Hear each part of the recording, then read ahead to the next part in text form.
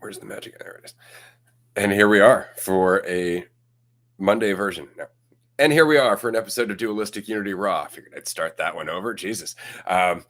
We were just talking about movies and how older movies, especially, tended to have better storylines. And it was largely because they couldn't focus on the visuals. They couldn't lean on them quite as heavily. And so they really had to draw you into the character, what the character was thinking, how it was communicated. And so there was a lot of dialogue. There was a lot in terms of you really sinking into what was happening, not so much just being visually entertained. A good example would be Planet of the Apes. As much as they didn't have CGI for those ape costumes, after a certain point, your brain just turns it off. And it's just because the story itself is very compelling. There's a movie that was done, I believe, in the early 80s, possibly late 70s, called Altered States. And it is very much about somebody researching consciousness, researching altered states of consciousness, trying different hallucinogens, and going deeper and deeper into his genetic memory, actually being able to tap into ancestors' memories and whatnot. And then by the end of the movie, they basically open a portal in the middle of the fucking room. And unfortunately, because it was done in the 80s, and it is a movie that would require some visual effect to pull that off, it just didn't land it towards the end. And it's because you see a bunch of smoke swirling about the floor, and then it just kind of falls into a hole in the floor with a light in it, and you're like, I see where you're going with the portal thing. That's not doing it, right? But that is one movie where I could see some visual effects being very useful, especially today. But I would love to see Altered States redone with the same intensity on the acting and the story and what was being communicated, rather than the focus on the visuals, because that can take it away. But definitely some visuals. And the reason I bring this up for everybody who's wondering is that I have recently fallen into a bit of a creative, I don't know, channel. Over the last few days, I have been working through a story that's been circling in my head.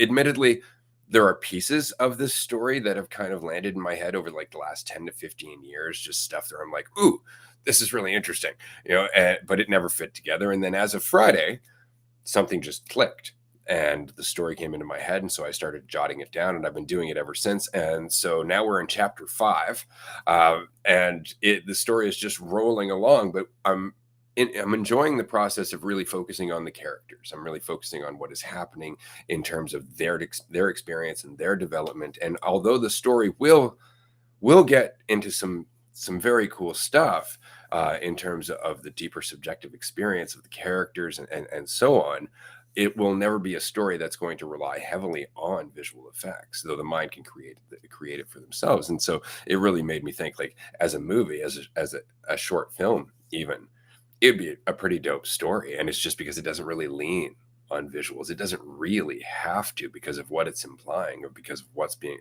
brought across, very much like the conversations that we're having here. And so I've just been enjoying that creative mode, and I've released, I believe, 3 chapters on our Patreon page. I would appreciate any feedback from anybody who manages to read them, just because, of course, the story is continuing to develop, and who knows where it goes. Maybe it's going to go nowhere. But for me right now, it's a lot of fun. And it's a lot of fun for me to think to myself, I'm pretty sure somebody else is going to find this entertaining. So do let me know what you think. Jump on Patreon, patreon.com/dualisticunity, and give it a read, because who knows? It might end up being a self-published book on Amazon within the new year. Yeah, I'm excited to get through the rest of it. I've been able to read bits and pieces here and there, and it's fucking yeah. I can see even through chapter 1 into chapter 2 just how much is kind of I don't know, in flux or has potential, and you're like, wonder how this is going to end. How is this going to tie together? And you start to see certain things that, oh, that could have some crossover, given that it's one book. It's like, oh, these are probably going to come together at some point, and then you're like, oh, but where, but how, but where's it go? How's it end? And there's just so much to it. And so, yeah, before we started going live, we are just talking about how with movies, there's been so much more, high budget movies, and as special effects get better and better and better, and the reliance is upon that, the story hasn't had to have as much depth, as much to it. And I'll admit, I definitely for most of my life have written off older movies just because they didn't have that same sort of pull. They look old like the Planet of the Apes movies. Like, oh yeah, but they're in monkey costumes, ape costumes. It's like, yeah, but the story,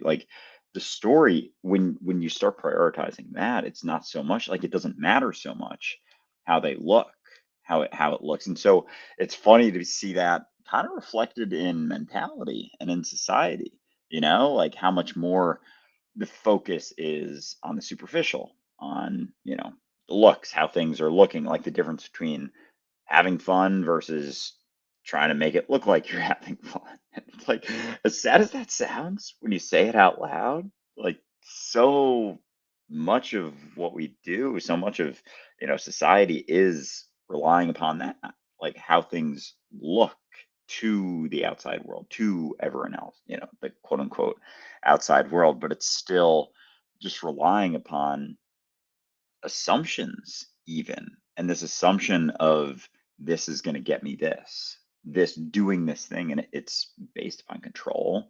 It's based upon the idea that I can control how things go, how things seem, how, you know I'm looked at, and doing certain things will guarantee a way that I'm looked at, despite still not being able to know anything outside of my own perspective. And so it's only trying to prove it to myself. Oh, this is going to get me this thing. It's like, no, it still doesn't. Even, or this is going to get me, more people to like me, or more friends, or more whatever. And oftentimes the things we do in order to try and do that does the opposite. And doing it in superficial ways is only going to attract superficial people, superficial relationships. Like, it's, of course it's going to be reflected of that, and thinking that doing something in a certain way is going to guarantee a certain response is absolute madness. And yet we think that there can be this sort of cookie cutter, X equals this, Y equals this. If I do this, it means this. If I do this, it means that. If I do this, it's going to get me this. If I do this, it's going to get me that.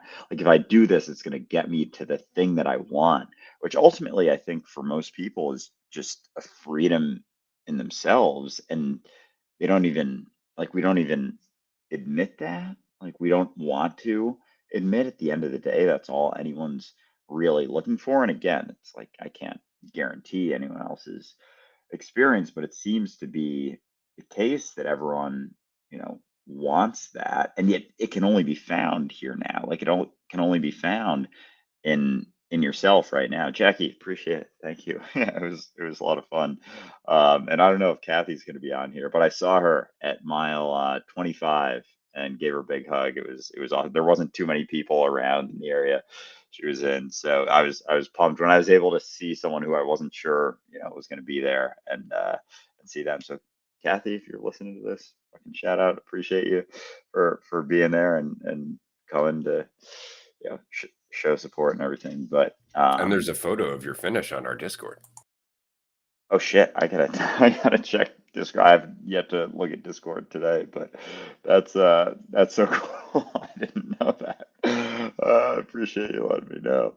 But anyway, yeah, just how many things we do thinking that there's a way, a guarantee, to find that freedom, and trying all the different ways to get to those things. And it's just like, it can only be here. Like, this is the only place that you can be all right with yourself, with what's going on. And so it's funny how we'll try all of these ways, like, oh, this way's got to work, this way's got to work, hundreds, thousands of different ways to do that. And it still just comes down to you being good with it. And then once you realize that, then you can kind of do anything from there.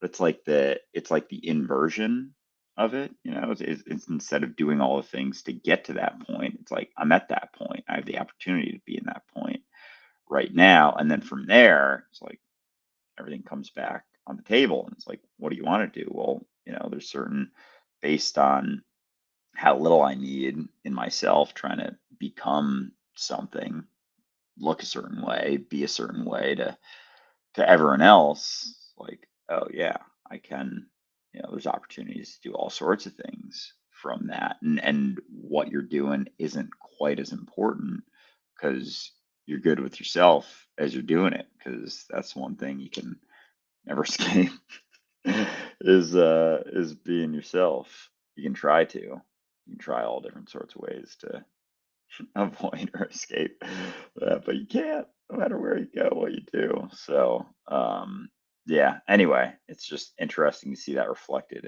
in different ways, especially movies, storytelling. I guess books, and that's what I've been enjoying. Just getting back into more reading because that obviously can't rely upon. There's certain ways of talking superficially, whatever, but books tend to almost always be better than movies. And I've had a couple, like I remember I read most of the Harry Potter series when I was younger. I remember seeing the movie. I think I was like, I don't know, 7 or 8, and just being so bummed by, I think it was the third Harry Potter movie, because there were some parts to the book that I really, really enjoyed that were not in the movie. I was like, it was the first time I realized, like, oh shit, yeah, they can't put everything from the book in there. They got to cut it down to some degree, or else it's going to be, a 10-hour movie, which I don't know, that would be cool, but then obviously that's not going to play out in that way. So anyway, yeah, books have the opportunity, and then it's always going to be, you're able to run with what's going on. It isn't done for you. So you're kind of able to read it, and then the images show up for you, but it's unique to you. No matter what story you read, it's like built on top of that, as opposed to in a movie, it's just like, no, this is just it. There's not room for you to wonder or think or use your imagination. Whereas books have way more of that. And I'm like, fuck, there's just so many things that I've gotten rid of in my life because I didn't have an idea of where it was going to get me, or it was going to, what it was going to get me to, and then starting to realize, oh, that desire to get somewhere is just keeping me from, where I'm at right now. And it's like a way to escape where I'm at, trying to get somewhere. But yeah, all the things that I avoided doing are the things that give me the opportunity to, learn from certain things, or just be where I'm at, and actually do things from there, as opposed to getting to the next thing. So, Yeah. Yeah. And but to agree with you about reading, absolutely better. Even when the movies are spectacular, and I know a lot of people would be like, well, Lord of the Rings. It's like, and I see what you're saying, but there are numerous parts in the Lord of the Rings and the Hobbit, for example, when he meets Gollum, or when he's running from the giant spider in the third movie of the trilogy. Those scenes were incredible. They were really well done. They were better in my head. There was more to the terror, there was more to the feeling, there was more to the scene as a whole in my head. I was incredibly impressed with how they pulled it off, not to say that it wasn't masterful, but it wasn't as full as the entirety of what my imagination can create if I just allow it to do so. And it's funny because what you were saying there about, just kind of moving forward one step at a time is very much what's changed about writing for me. I've been really excited about this because I mentioned previously, writing stories has been one of my biggest loves for the longest time. Like since I was a kid, I've been writing stories, but I always, as I got older, especially, the criticism of the stories that I was writing, not even about the stories, but from people who had genuinely an issue with me as a whole, or rather an issue with themselves. I just gave it up because I started beating myself up. I started worrying about judgment. I started worrying about what people would think of me and what I was writing and all that. And so all the joy just went out of it. I remember very, very distinctly throwing the book that I had written in high school into the fire, just saying, fuck it, why am I even bothering doing this? And I had spent months on that. And so what's interesting to me is that in this process, when I was writing back then, it was always, okay, I got to get the character to this point. And that was very much my focus. But because of that, my stories were kind of dull, and it's not that they were dull so much as that they just weren't as full. And it's because my view of life wasn't as full. I was still trying to get somewhere. And so the story to me emulated that. It was trying to get somewhere. And so the humanity of it, the moment to moment interactions, the stuff that fills in the character, the stuff that makes you resonate with them wasn't there. True, it was a decent storyline in terms of what was happening, but the why, the how, all of that wasn't there. And so in this latest story, I've been really enjoying. getting so deeply into the moment the character is in that I'm just seeing what happens next. And as much as I have the overall picture in my head, it's not what's governing the story because that's not how life works. Right. And so I've been enjoying watching the story twist and turn as it comes out of me, not knowing exactly where it's going, but ultimately which direction it's going in. So that's been a really big difference in writing this. And frankly, it's kind of unfolding for me. It's very much like watching a movie. I don't know if anybody in the audience remembers Choose Your Own Adventures, but it's kind of like that. But you're just following the different path in your imagination, and it's just spilling out in front of you because you're willing to see it. So I've been really amazed at the fact that I feel like I'm getting to know the characters that I am quote unquote writing. And isn't that the same? That's true with us. If we are getting to know this character as we continue to write it, there is no way to know the character because it's always in development. So it's just been really fun to apply that to the process of creative writing. And again, hopefully it comes across in that writing. But whether it does or not, I am having a blast. And that's a beauty too, because like in that and in that process, you're not forcing it to go in a certain way. It's not like you have this whole idea of exactly how you want them to look. It's like it's happening through you. It's not.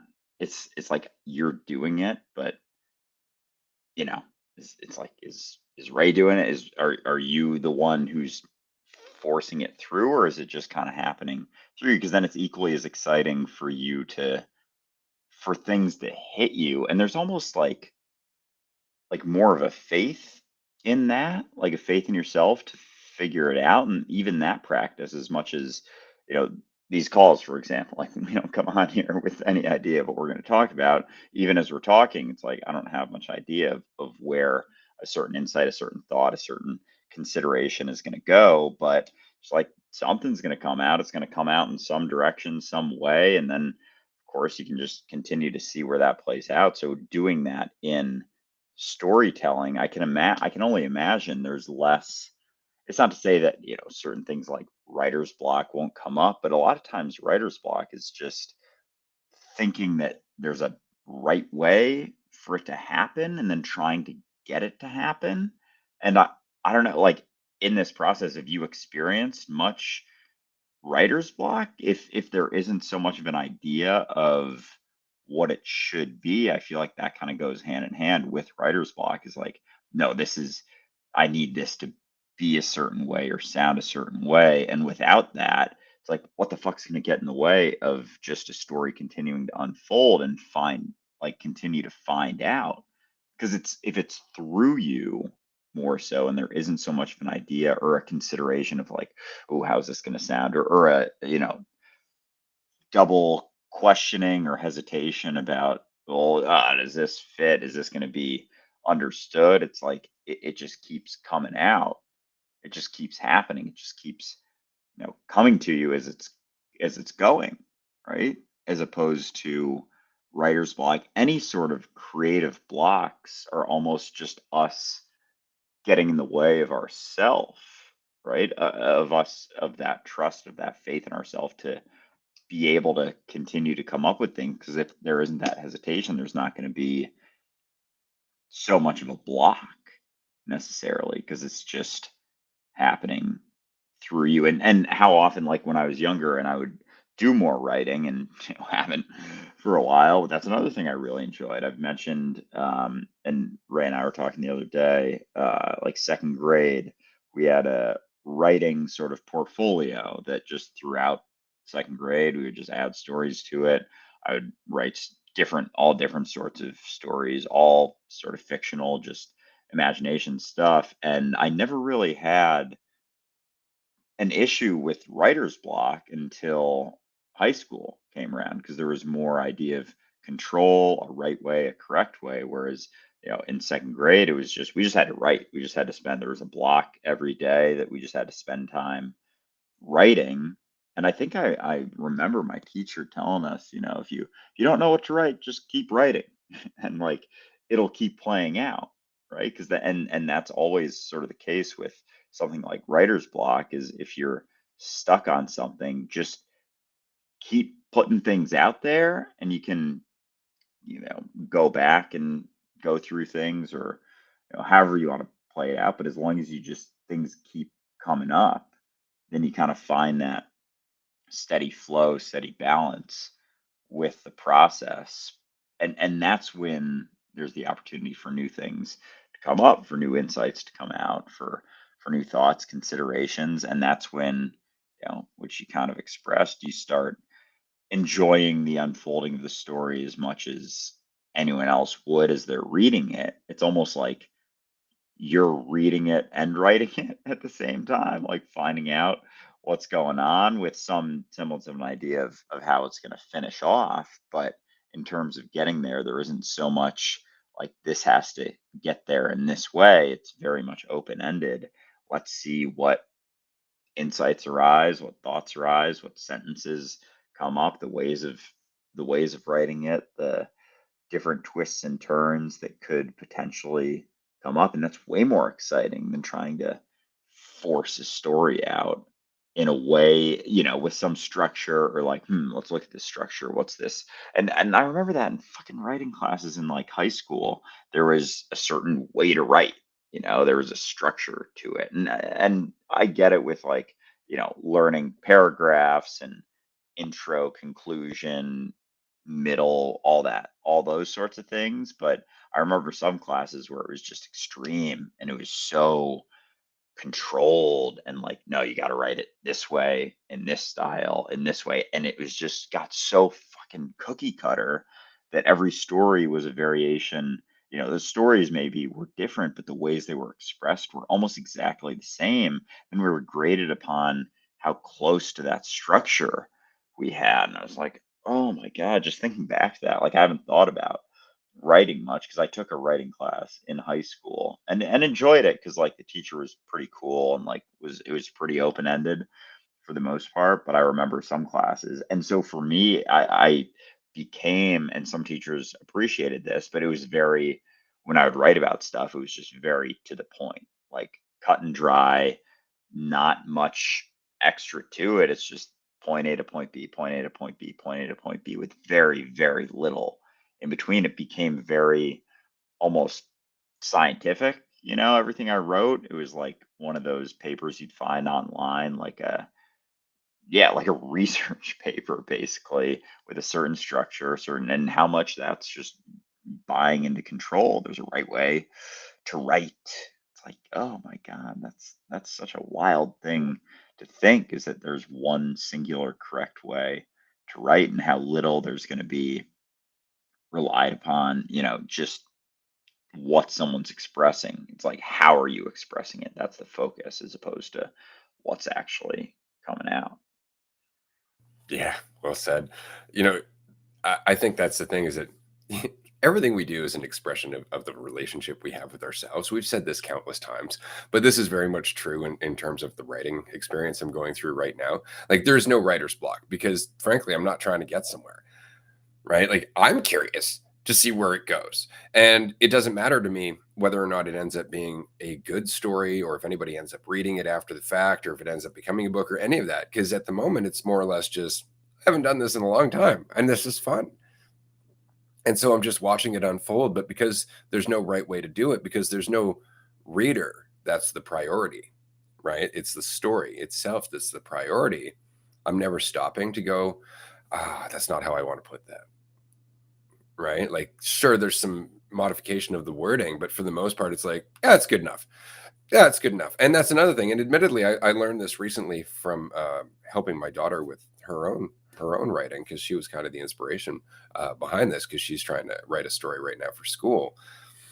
We were just sitting and just talking about the story, and in that we started brainstorming, going kind of like, oh, that's fun, and this is kind of fun, and oh, what about that, and it just dawned on me, like, right, like, I don't, it's just an experience. Like, I do this in my head. I go through stories in my head all the time. I just never take the time to fill them out and give them more detail and do that, and do all of that. And that was the point that I was telling my daughter, was just get the story out.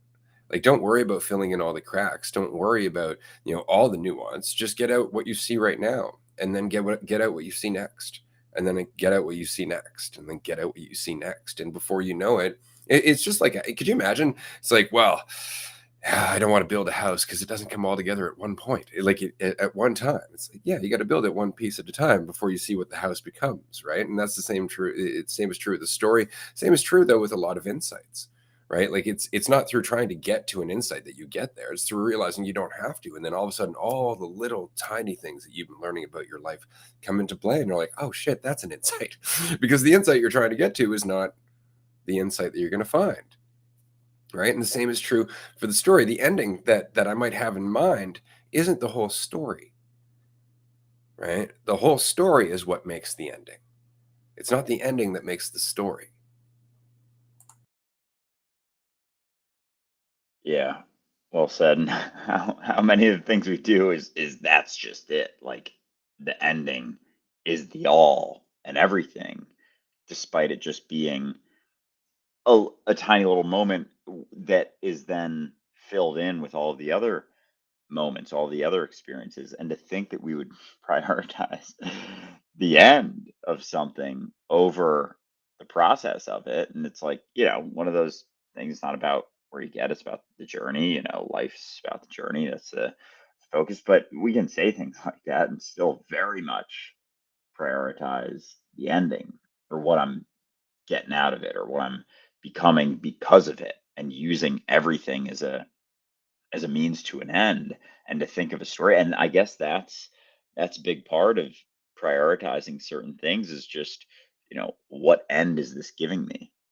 Like, if a story in and of itself is just, a book, a fictional book, like, what am I getting out of that? Like, what am I becoming because of it? It's like, well, why is it always about that? Because if it's about that, then it'll be about that your whole life. And then it's just this constant sort of, getting to this ending. All right, add this to the repertoire, put this on the resume. But then at what point is that resume completed? Just like when you die, or when you feel okay with how things are. It's pretty unreal how we won't even think about that side of it, and just how much of our lives, and again, how much of my life I've spent doing things for the sake of the next thing, for the ending. And so it would make sense that all the things that would, I don't know, be fulfilling in and of itself would be avoided, would be pushed off, wouldn't even be a consideration. It's like, how can I spend my time? And I get, you know, caught with that with certain, all sorts of things. Still, there's still that. And again, it's like, all right, you realize it, then realize that you don't have to do those things, but there's still, just in consideration of where something's going, or where thing's getting. And even with dualistic unity stuff, like, what are we getting out of this video? Like, is this video going to push this in this way? And it's because it's not about what's expressed, it's not about the output, it's about the mentality going into it. And I'll still hold on to that. I'll still be like, well, yeah, but all right, this means this. And there's still like this thought of certainty, this thought of control, this thought of this is going to do this, without realizing, oh, it's just us having a fucking conversation. It's about the continuous expression of whatever it is that's going on. It's not about getting to a certain spot. It's not about getting to a certain place that everything is like better. It's like better than what, according to who, based on what, relative to what, and all these things. It's just like this arbitrary spot. And so if it does just come down to you continuing to, you know, be informed by things, learn things, grow, not in order to know more things, but just because it's something to do, then the considerations start to shift quite a bit.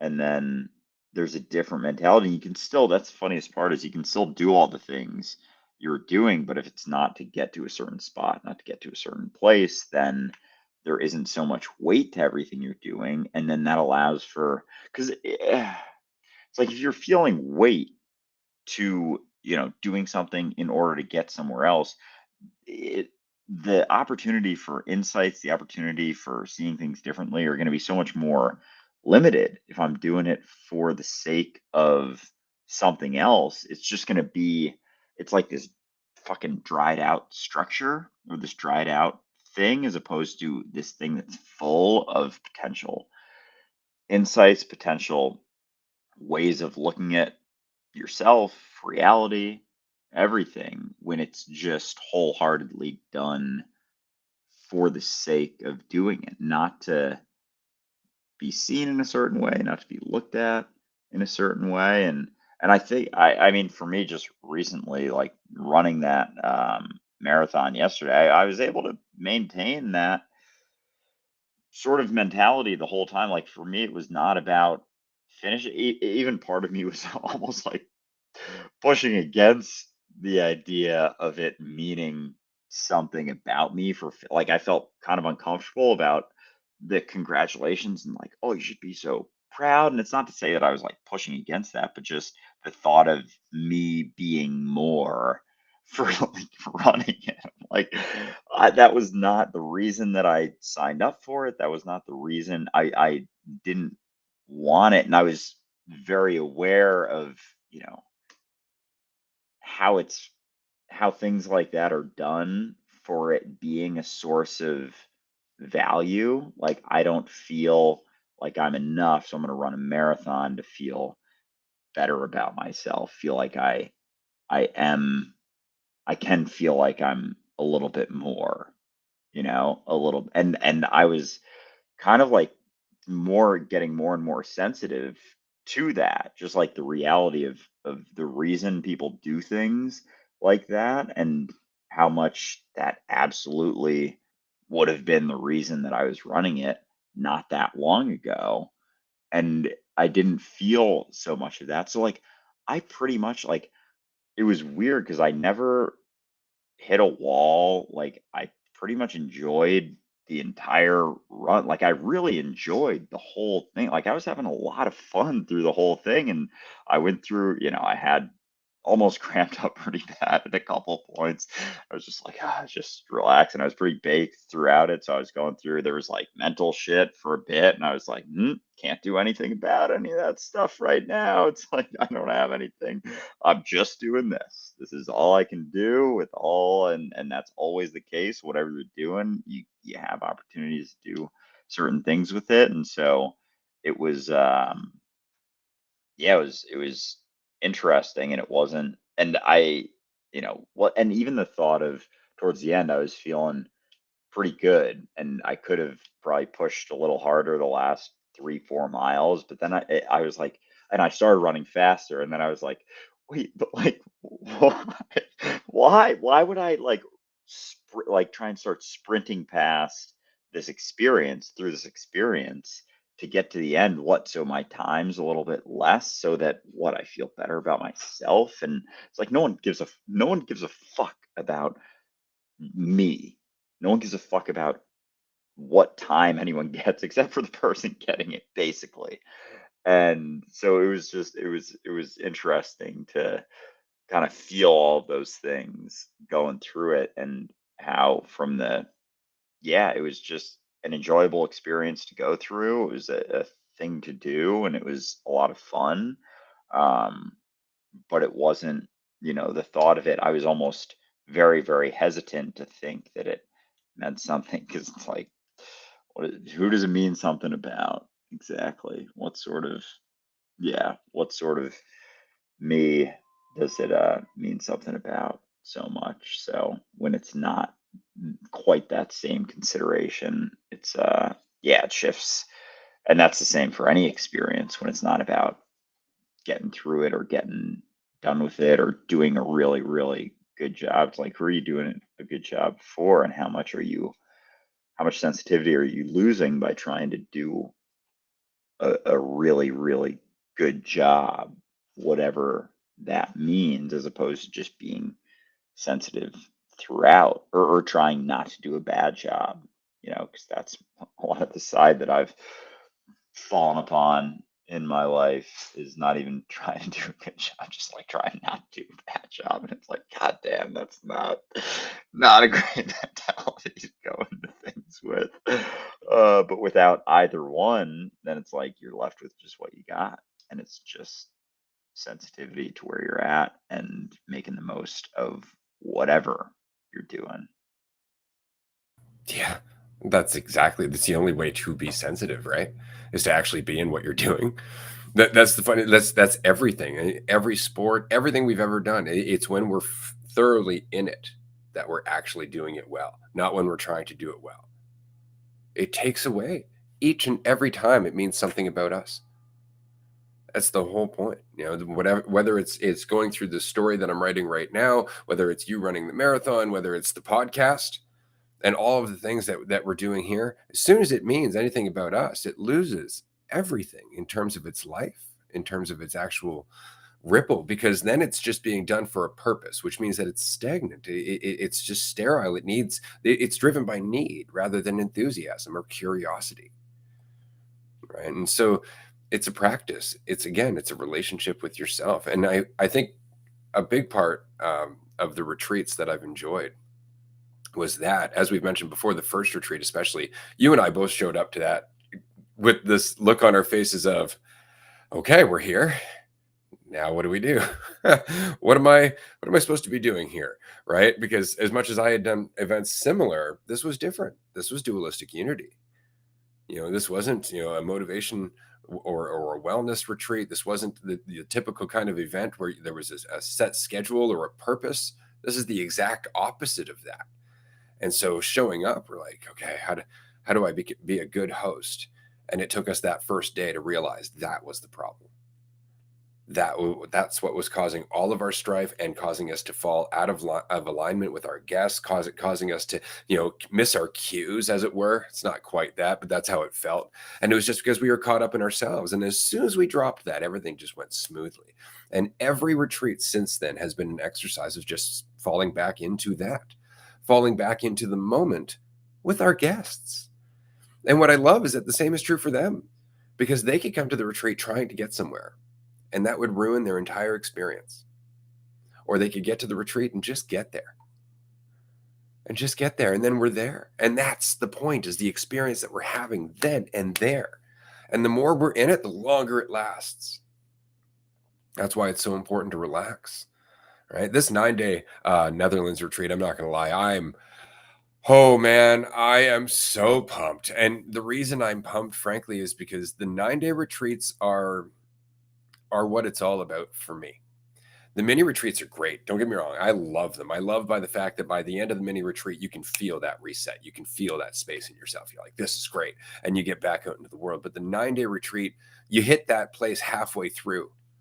And then you just have the rest of those 9 days to sit in that place of being reset, of being yourself, of being calm. You actually get to experience it and soak it in for what feels like another eternity. Right. And to me, that experience it's everything I've ever wanted to share with anybody who's listening to this conversation, anybody who's involved, because it really is the experience of just being together and realizing that's the fucking point. That there's potential and insight and connection and empathy and enthusiasm. There's so much in the discomfort of not knowing what's next and not fucking caring. This moment being the priority. So yeah, 9 days of that. We haven't done this since April, and I am so excited to get back into that place with everybody who's coming, because it's like a dream come true. I'm genuinely excited. We do have a few tickets left for anybody who's listening, by the way. Go and check it out. If you can join us, it's less than $2,000 for 9 days. That includes all your meals and all your other stuff. We're going to do some rad shit. We're going to go for walks, karaoke. There's a hot tub, the whole bit. You've heard the ad, I'm sure. The point being is that there's never going to be another experience like it, right? And that's true for all of them. So if you can join us, we would love to see you. It's absolutely worthwhile, and we can learn so much from everything you've gone through. Yeah, absolutely. Especially if you're in Europe, because we have no plans anytime soon to be back in Europe. So for the ticket, that price for an experience like it's going to be, which I have no fucking idea what that experience is going to be like, obviously, as Ray was just discussing. But it's going to be incredible. And I know there's a number of you listening right now who are going to be there. And I'm fucking pumped to see all of you and hang for that amount of time. It's like it gets pretty pretty gnarly in the experience of just being fully involved in whatever you're doing, because that's striving to be somewhere else. Like, it can be physical, but it can certainly be mental, psychological as well. Like, the thought that what I'm doing right now, the way I'm acting, the things I'm doing, like, just not even that there's something else that I should be doing, but I just shouldn't be doing, like, I'm shouldn't be doing what I'm doing right now. And it's like this familiar sort of addictive assumption of just thinking about yourself, and like, it's not about you. It's not about me. Like, it is, but it's not. But how much, thinking that it's about me goes on both sides. Like, it can fall on either side. Like, oh, it should be more about me, or I wish it was less about me, or like all of these ways of, like, these selfish ways of just trying to make something about you, right? And like the thought that, not even in an attention way, but just the assumption that everyone's thinking about you in a certain way, or that what you do has so much guaranteed impact. Like, this thing that I do, I feel a certain way about it, and therefore it's definitely going to be perceived in this way, or I said something a certain way, and I didn't like how it was said, and therefore no one else would, or I shared something in a certain way, and I didn't think it would resonate, and so therefore it didn't. And like, that's not true at all. Like, you don't have to curate everything to match your own preferences, because that's just your own preferences. And to think that you could do something that is definitely going to be taken in the way that you've taken it, based on your own thoughts and considerations and preferences, and even the way you're hearing something or going through something. It's so funny how quick we can be to judge ourselves or whatever we're doing, because it doesn't match whatever we think should be happening. It's like, yeah, I don't know what's happening. I don't know how it's going. I don't know how it's being perceived. So I don't have to just continue to maintain this perspective of knowing that it means something in a certain way, and a guarantee of how it's being looked at or perceived. And like, even as I'm talking right now, like, I don't even really know what I'm saying. Like, I don't even know what point I'm getting across, and how much of my life I've needed to maintain like point. Like, I got to know what's coming across. I have to have an idea of what I want to say, or how I want it to come out, or how I want it to be viewed or seen, or any of it, and realizing there can't be any way of guaranteeing how it's going to be perceived or looked at or considered, and realizing like, oh, you don't really know. Like, even yesterday, I had, after the marathon, I've decent amount of family and friends that came around for it, and it was a lot of fun. We had, like, I don't know, 30, 40 people at a bar after, to just hang out and get some food. And so I was like, leading up to it, and it's funny because, like, just with even just speaking in front of people, like, that's been a part that I've kind of realized that I've avoided in different ways, or just like a uncomfortable thing that I want to do, like public speaking. That's a huge one for a lot of people I know, but like, I definitely go through concerns with that, it plays into the feeling like, oh, I've nothing to say, nothing to share. And then there's the concern, oh, well, I would be able to say something. And so for most of my life, anytime I had to do some public speaking, and I've done it, it's funny because like I have certain memories and I'm like, oh, that was, you know, like traumatic sort of memories of certain experiences. And I forget, like there's even more recent memories where I've done things like that and it's gone totally fine, but I don't even remember those sorts of things. And so yesterday I was like, I should probably say something, just thank everyone, appreciation for coming out for the day, whatever. And so previously I would have 1000% come up with like, oh, I need to know exactly what to say. I need to know exactly, when to do it, kind of prepare it. And there can be this build up. And then we took a group picture and I was like, now's probably the best time to say something because everyone was like grouped together, kind of quiet. And so I just like turned around and I was just like, just while I have everyone's attention, just went on. And I don't even know what I said. It was just like a thank you, appreciation for the day, just blah, blah, blah, blah.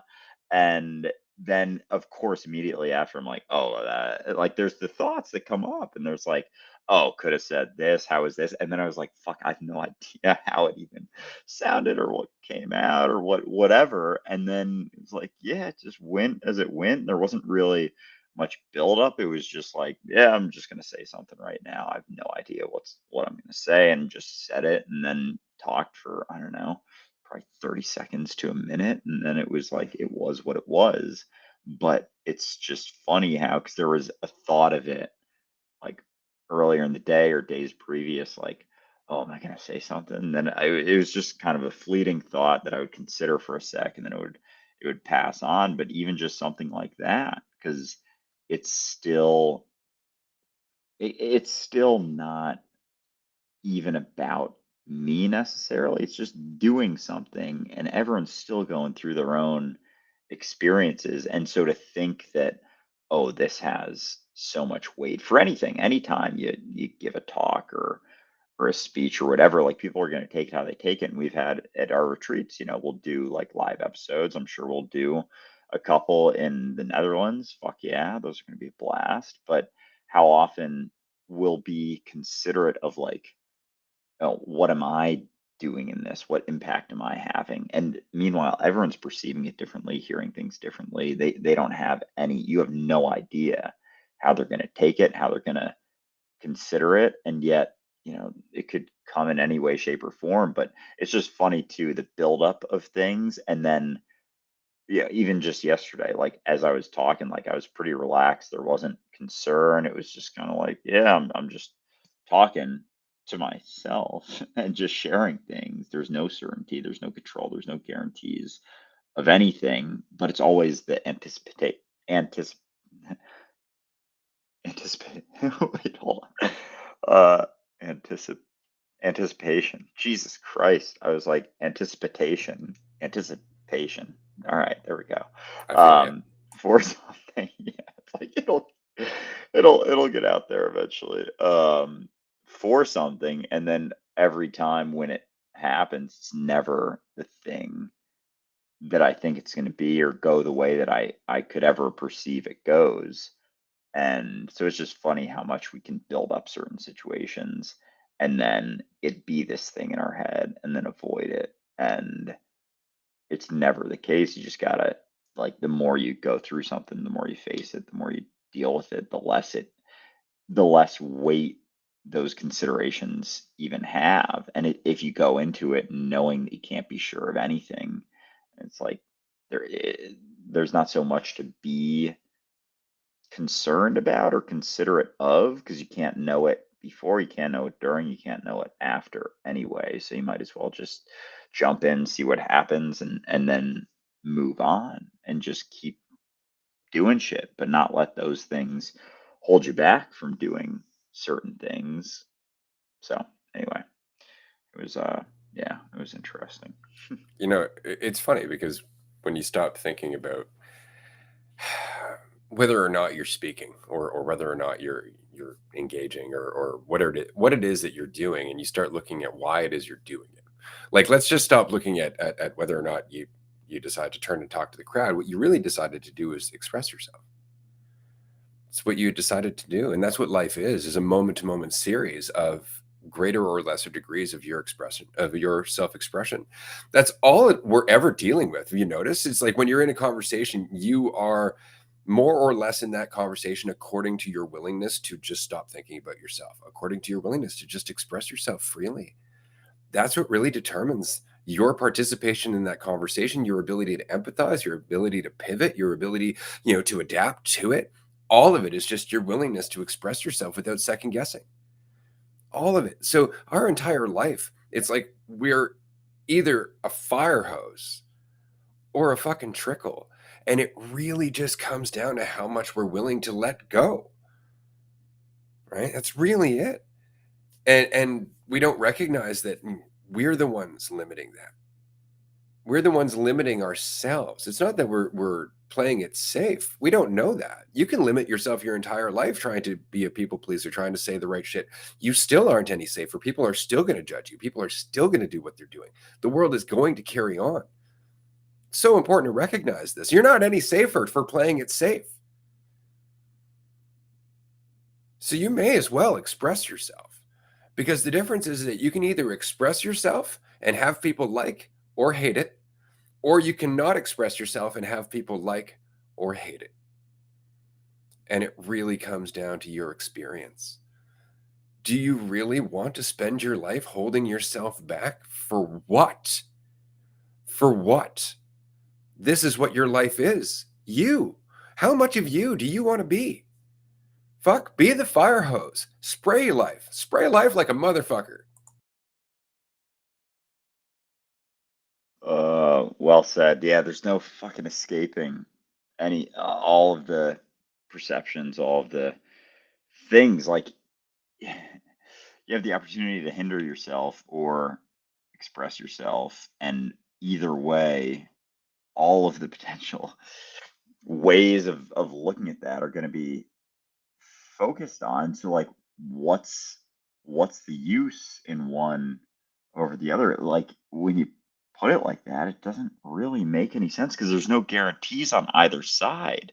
So you can just keep doing shit. You can just keep sharing shit, saying shit, and like going into situation. And even when you are like, fuck, I don't know what to say right now. I'm gonna say something. I don't know. And then you stop and you're like, fuck, I don't know what to say now. You can even just fucking say that. Like, I don't know.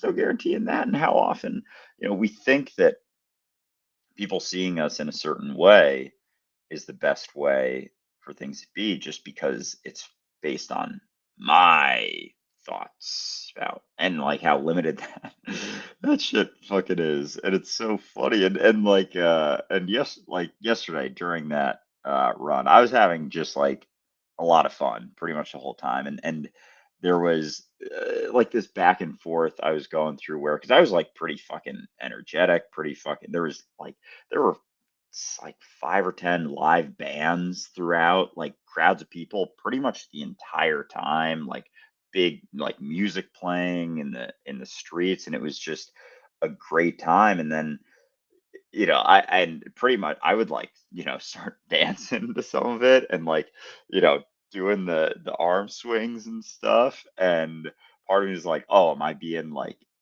obnoxious, not just running? Because that shit comes up for me, and then I'm like, wait a second, like these people, you know, came to support, to enjoy a race. Like, if I were watching, would I want to see people, you know, with their head down, just like, "Mm," or would I want to see people like having a good time and having fun?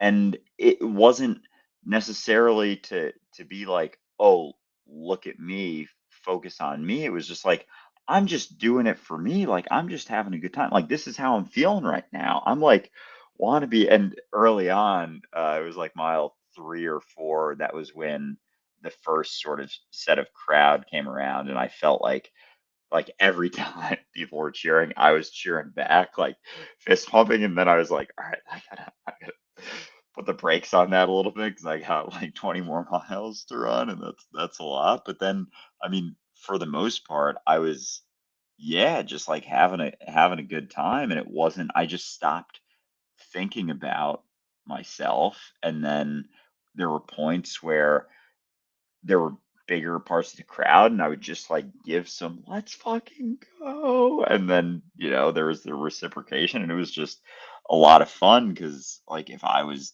doing it, I would want to see someone having a good time, and if someone doesn't, if someone's like, oh no, people are running, they should be running. Like I don't know what person from I see that they came to watch a run like that. It wouldn't make any sense, but it's just funny how we can factor in all of the potential considerations, and it's like I'm still just going to do what I'm doing. There's no guarantee, and it's going to be looked at in a bunch of different ways, and so I might as well just not hold myself back, like not do that thing, like even.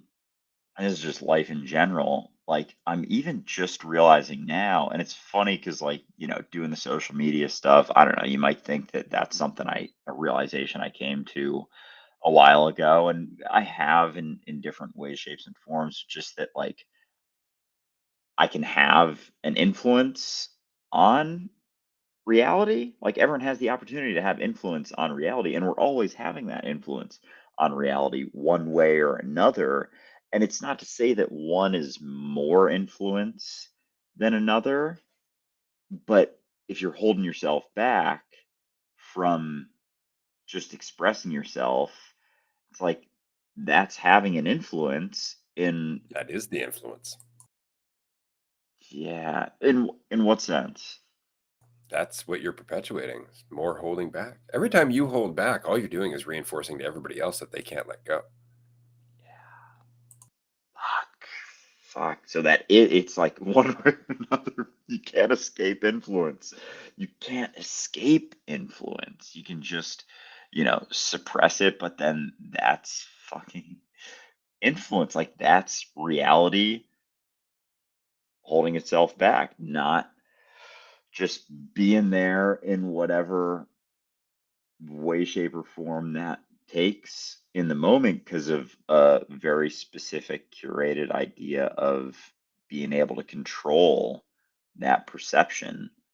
But when you hang that perception out to dry a little bit more, and it's just like, yeah, why the fuck wouldn't I just do whatever I'm feeling, whatever's coming up?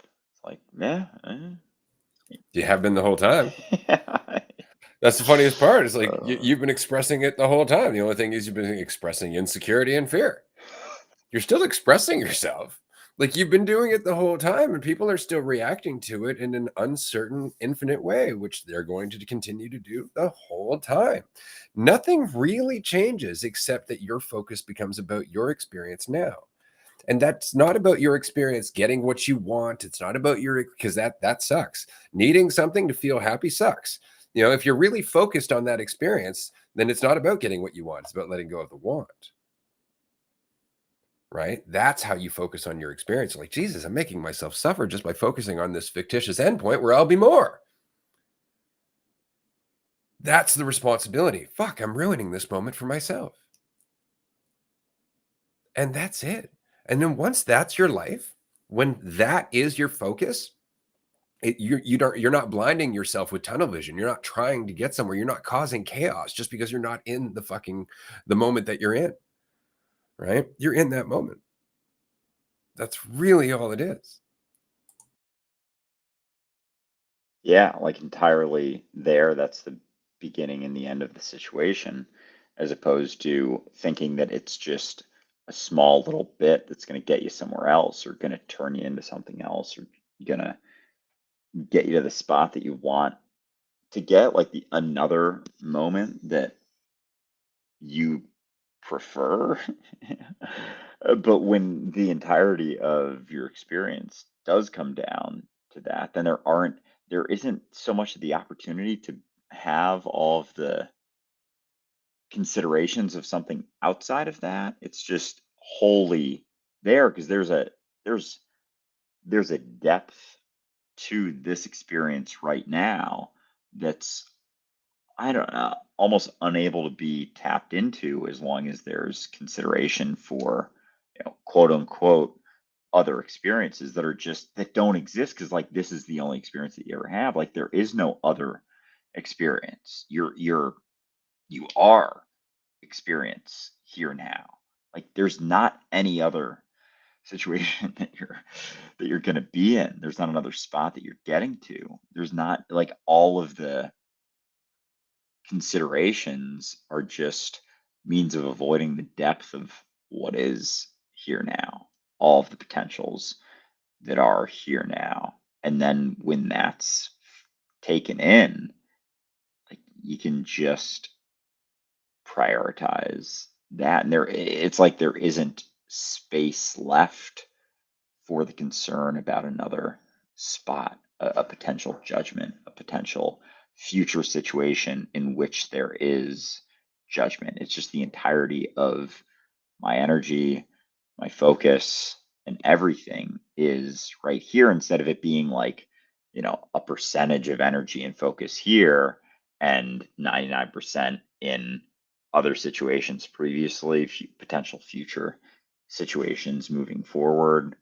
Like all of that focus and energy can be honed in to this experience right now.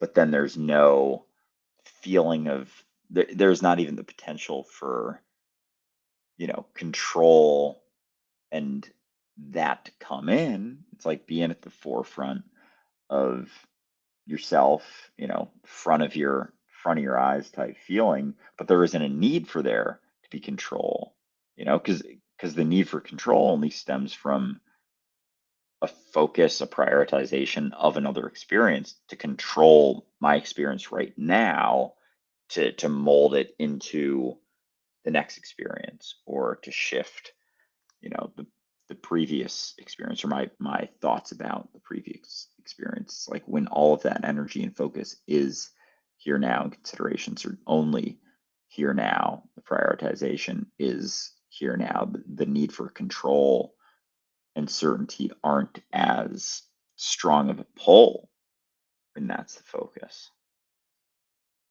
Yeah. Well, this is it, right? Like, it's funny because the deeper into the moment we get, the more we start to realize contributes to that moment, the more considerations enter our awareness. But then our fear is triggered. We're like, oh my God, I don't know if I can deal with that. And we start to think about ourselves instead of just continuing through the process of watching these considerations be considered. Because that's the whole point. Is the reason they're popping up is because your brain's now filtering them. Your brain is now going through these additional factors. That only makes you more efficient and present in the moment until you panic, until you react. But that's what we start to do, is that as soon as we feel all of this stuff going through our awareness and we're still in the present moment that we're in, we're like, oh, I got to think about some of this stuff. It's like, you don't, though. All you're doing right now is actually operating in the present at a higher efficiency than you normally do, because you're usually getting lost in the considerations to avoid the intensity of that storm, that storm of potential, that storm of what you are. And again, I use the expression that storm specifically because of the story that I've been writing on Patreon. Again, we're going to continue, by the way, in 25 minutes on Patreon for a tier one call. If anybody would like to join us, we do this 5 days a week, patreon.com/dualistic unity. There's a 7-day free trial. It's also just $5 a month, and you can chat with us twice a week as a tier one supporter. Tier three supporters get mad sick discounts on pretty much everything, including the retreats. They also get some sick merch. Yeah, excited for that call in a bit. Seen a lot of fart talk in the chat over here, and it hit me like how brutal would that be if we farted out of our mouth? Like that would be. I'm so grateful it comes out like a couple feet. You kind of do. It's just, because it's Yeah, going through different pipes to get there, it doesn't taste as bad. yeah, yeah. But that's what I'm saying is like burps are don't always taste great, especially you get a little bit of stuff coming up with it, a little bit of food or something. But like that was a fart. It was coming from the depths of that, going through the same sort of things. Like, oh, that'd be pretty miserable. But yeah, I've had lots of wild farts. I don't really fart much at the retreats just because, out of consideration.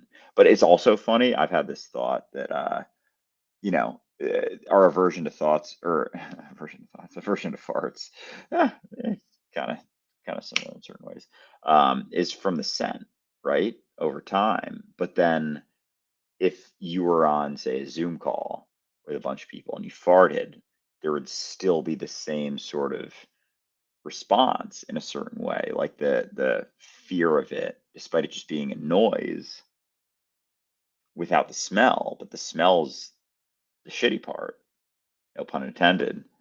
But we still have an aversion to the You know, sound of that's it. actually kind of true because like I have this chair and there's been numerous times where I've like went to move on it and thought to myself, did that sound like a fart? Yeah, right. And there's so many different things that could sound like that. And they're like, oh my God, did you just fart? It's like, what if I did? Like, you're not smelling it from thousands of miles away, but there's, Crack a window if it makes you feel better. yeah, right. It's fucking funny. Maybe one day we'll be able to smell things through a phone. That's probably not necessary. And I don't know how they would do that because it would, yeah, and it's kind of gross when you break down farts and like where the scent comes from. It's just poop particles, basically, right?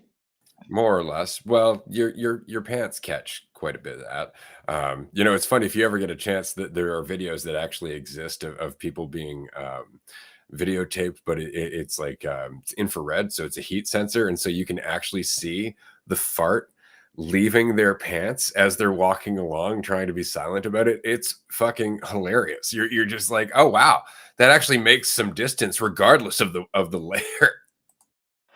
Oh man, because how much like we can think, especially if someone has a brutal one, and like one of the worst places on a plane when someone farts on a plane. That's just like oh the lack of consideration. And I get sometimes they slip out or whatever, but that is a very very contained area. And if you understand the distance with which that shit can travel, it's like that can ruin a good 20, 30 people's trip for a couple minutes. And like I wonder if I'm sure there's some YouTube videos on the science of farting for like both distance and amount of time, because think of something, anything, it lasts forever. There's just shifts of everything. So farts never really fully go away. It's like, the asymptote never the limit does not exist. It never actually touches. It's just going through different, quote unquote different awarenesses, just going through awareness and shifting form. And so, you know, farts, we're ingesting farts, we're expressing farts, and like all the farts that have ever been will You always understand it's be. not just farts though, right? Like that there's feces, dried feces floating around in the wind. Like what do you think happens to all the dog shit and whatnot that just dries out? You think it doesn't just to start floating around as it becomes more and more particulate? Like it's everywhere. We've talked about the fact that there's still like a percentage of dinosaur piss in our water everywhere. Everywhere. Like we forget this, but this is the problem. Like with humanity, we think that because we have control, everything should be sterile, and we know, in fact, that that has a detrimental impact on our immune system. That there should be, in fact, a certain amount of shit floating around in the air just to remind our bodies to fucking keep up that immune system. You know, and it might sound disgusting, but really only if you focus in on the details, but this shit's always been here. We've always been, you know, farting and spitting and chatting. Like even just talking out of your mouth, there's particles that fly out. This is why everybody panicked in COVID with the mask. Oh my God, we're all like spraying each other. It's like you've been doing it the whole fucking time.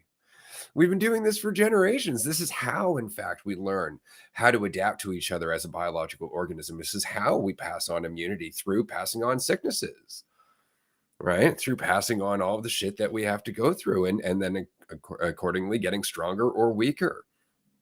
So it's important. You can get really caught up in the germophobia. This is why I want to, cover this very quickly. You've been surrounded by farts your whole life, your whole life, and admittedly, most of the time, thank God for however nature coalesced to make this happen. Farts sound fucking hilarious. Like that's the thing. Like they really do sound funny. It's like the world's best, funniest, most adaptable instrument. It really is. Just and the timing, the timing. On another point, just before I pass it over to you and we start to wrap up here, you can also just, and again, this is patience, awareness, sensitivity. Just do a slow release. Like you don't have to let that fart out all in one go. You can just focus on just releasing the seal a little bit, and the pressure will relieve without anybody being caught in the crossfire.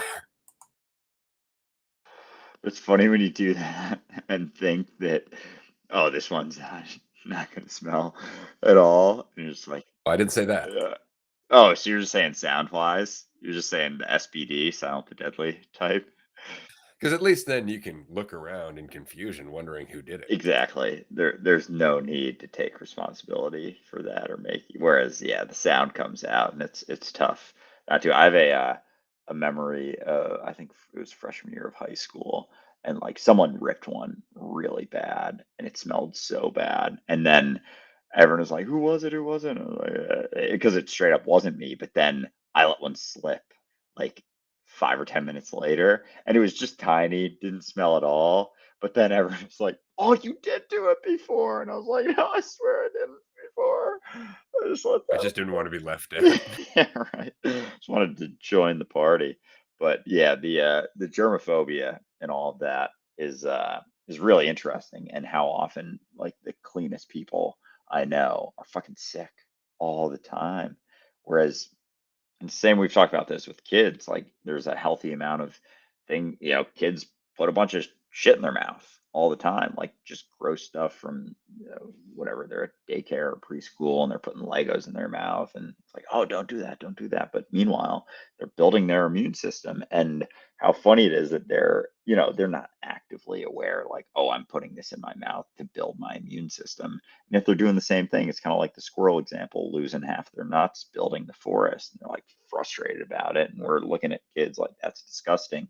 Meanwhile, they're actually building an immune system that a lot of people cut down on as they get older from the desire to be clean. And I saw so many people, especially during COVID. And it was interesting with the masks too. And we don't have to, dig too deep into the COVID stuff right now. But with masks, like the virus is small and the masks are not solid. It's not like fucking steel wall, because even that's not solid. But like there's holes in the masks and the virus is smaller than the holes. And so it's like, how much are we really doing, and how much we want just that feeling of doing something. And it was the same for the fucking, we talked about the vaccine. It doesn't actually stop transmission, it just masks it to make someone feel better about it, despite that actually spreading it even more, because then people just, walk around thinking that they don't have something that they actually do, just because they can't feel it, and then it's actually being spread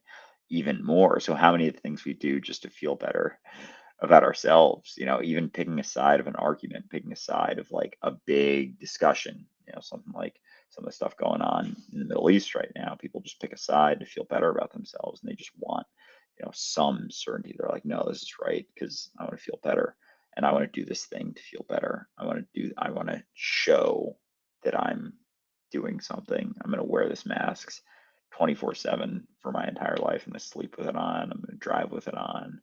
And I'm not going to say anything more about that, but it's like we don't want to look at what's actually going on. We just want to use something to feel a little bit better about ourselves. More in control. We want to feel like we're in control. That's really it. And what's funny is it always comes down to the illusion that we're separate. That's really it. I got to protect this vessel. The more I cut off this vessel from everything else, the safer I am. And we know that's not true. I mean, there was a study that was released, shit, I think it was like 10 years ago or more. Celeste was just a kid when I was reading this, that kids who don't go out and play in the dirt typically have a weaker immune system. And it's because in the dirt, there are actually like microbes and other things that trigger a child's immune system and actually strengthen it. Just playing in the dirt, right? And how many parents like don't get dirty? And it's just because that goes against our preferences. It goes against how we want to look, how we want to be perceived, how we like it goes against control. each and every step of the way, we start to realize the more control we have, the more we cut ourselves off from the rest of what we are. And there is a detrimental impact, right? There's a detrimental impact. You don't think living in a mask for a couple of years isn't weakening your immune system as you live in your box, not interacting with anyone? Right? Like your immune system's just taking a fucking nap because it has nothing to deal with. Right? That's the funniest part. So no, we need to be out. We need to be talking to people. We need to be interacting with one another. No, we don't need to be farting in each other's faces, but we do have to recognize that there's a fart in the wind, baby. There's no way to escape that shit for sure. Maybe just breathe through your nose. Anyway, this has been a fun conversation from start to finish. Very enjoyable. We are going to take a 15-minute break, and then we're going to continue on Patreon for that tier 1 call. Do join us if you can. Remember, this is our final Monday group until the 27th of November, because we're going to be in the Netherlands at the retreat. And then afterwards, I'm going to be traveling around in France for a little bit with my daughter, which is going to be fucking fantastic. Anyway, join us on Patreon if you can. Andrew, man, awesome conversation. Great chat, as always. Yeah, excited to see some of you on Patreon in 15 minutes. And if not, we'll talk to you